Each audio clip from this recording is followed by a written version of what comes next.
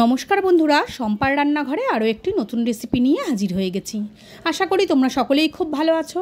আজকে তোমাদের সাথে শেয়ার করতে চলেছি আলু মশলা কুলচার রেসিপি।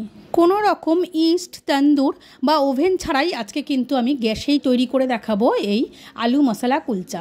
এটা তৈরি করা এতটাই সহজ যে কেউ বাড়িতে খুব সহজেই কিন্তু এটা তৈরি করে নিতে পারবে।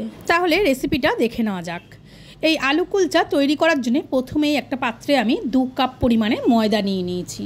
আমি এখানে ময়দা দিয়ে করছি, তোমরা চাইলে কিন্তু আটাও এখানে নিয়ে নিতে পারো, তবে ময়দাতেই বেশি স্বাদ হয়। এখন ময়দার মধ্যে দিয়ে দেবো স্বাদ মতো নুন, 2 চামচ চিনি, আর দিয়ে দেবো 1 চামচ বেকিং পাউডার আর 1/2 চামচ বেকিং সোডা। শুকনো উপকরণগুলো আগে একটু মিশিয়ে নেওয়ার পর এর মধ্যে দিয়ে দেবো 4 টেবিল চামচ রিফাইন্ড তেল।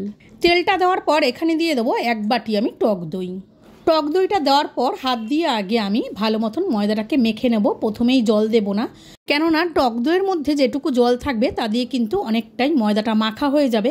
প্রথমেই যদি জল দিয়ে ফেলি তাহলে কিন্তু ময়দাটা নরম হয়ে যেতে পারে। তাই টক দই দিয়ে আগে ময়দাটাকে ভালো মতন মেখে নেওয়ার পর যেটুকু জলের প্রয়োজন সেটুকুই জল দেব। আমি এখানে অল্প পরিমাণে একটু জল দিয়ে আবারও ময়দাটাকে ভালো করে মেখে নিচ্ছি। আমার এখানে 1 কাপের মতন টোটাল জল লেগেছে। এবারে ময়দাটাকে ভালো মতন মেখে একটা সফট ডো তৈরি করে নিয়েছি। আর এটাকে এবারে ঢাকা দিয়ে আমি 1 ঘন্টার জন্য রেস্টে রেখে দেব।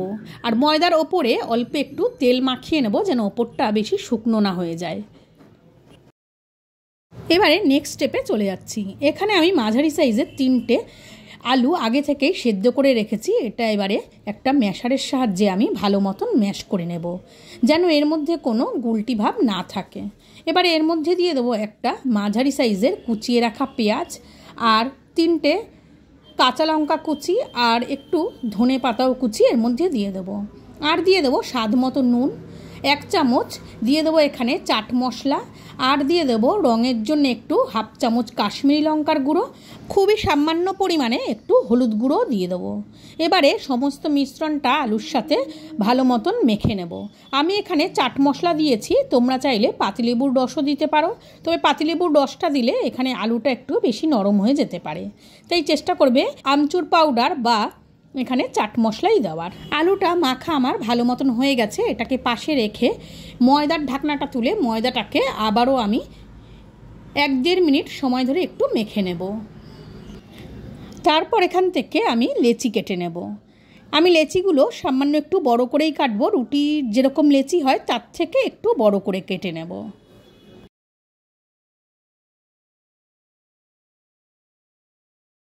দু কাপ ময়দা যে আমি মেখেছি তার থেকে আমি 7টা লেচি কেটে নিয়েছি। একটা লেচি হাতে নিয়ে আর বাদবাকিগুলো ঢেকে রেখে দেব। এবার একটা বোর্ডের মধ্যে আমি লেচিটাকে নিয়ে ওপর থেকে শুকনো ময়দা ছিটিয়ে ভালো মতন একটু গোল করে এর মধ্যে একটা বাটির মতন শেপ দিয়ে নিয়ে নিয়েছি। আর মাঝখানটার মধ্যে আমি যে আলুর পুরটা তৈরি করে রেখেছিলাম সেটাকে আমি 1 চামচ দিয়ে দেব। একটু বেশি পরিমাণেই দেব, তাহলে খেতে বেশি ভালো লাগবে কুলচাটা তৈরি করার পর। আলুর পুরটাকে মাঝখানে রেখে এবারে আমি মুখটাকে ভালো মতন সিল করে দেব।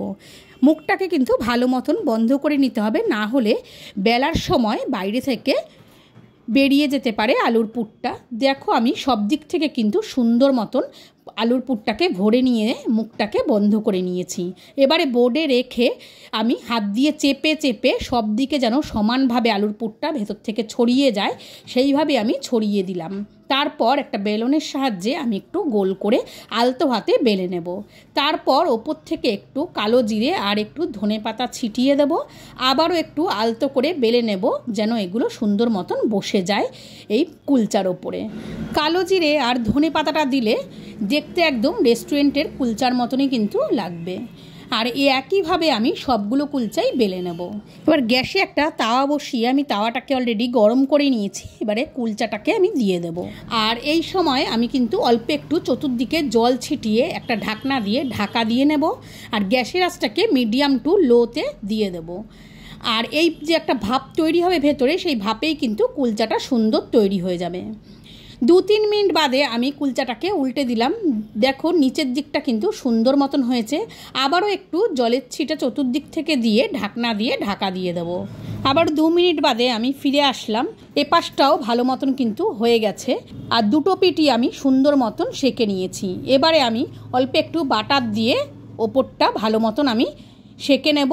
আর তোমরা চাইলে এখানে কিন্তু বাটারের জায়গায় ঘি দিয়েও এটা ভেজে নিতে পারো। ভিডিওটা ভালো লাগলে একটা লাইক দিও, শেয়ার করো, আর নতুন নতুন ভিডিও পাওয়ার জন্য চ্যানেলটিকে সাবস্ক্রাইব করে আমার পাশে থেকো। অলরেডি যারা চ্যানেলটাকে সাবস্ক্রাইব করে রেখেছো তাদেরকে অসংখ্য ধন্যবাদ। প্রথম কুলচাটা আমার হয়ে গেছে, এবার একটা প্লেটে আমি নামিয়ে নেব। আর একইভাবে আমি সবগুলো কুলচাই তৈরি করে নেব। কুলচাগুলো আমি ভেজে নিয়েছি আর তোমাদেরকে দেখাচ্ছি, দেখো কতটা নরম হয়েছে আর দেখতেও কতটা সুন্দর হয়েছে। আর একটা ছিঁড়ে দেখাচ্ছি তোমাদেরকে, ভেতরে কিন্তু সমানভাবে মশলা ছড়িয়ে গেছে। আর এই কুলচাগুলো খেতেও কিন্তু অসাধারণ হয়েছে। আমার ভিডিওটা তোমাদের কেমন লাগলো কমেন্ট করে অবশ্যই জানিও। তাহলে আজকের মতো এটুকুই। সবাই ভালো থেকো, সুস্থ থেকো। আবারও খুব শিগগিরই একটা নতুন ভিডিও নিয়ে তোমাদের সামনে হাজির হয়ে যাব।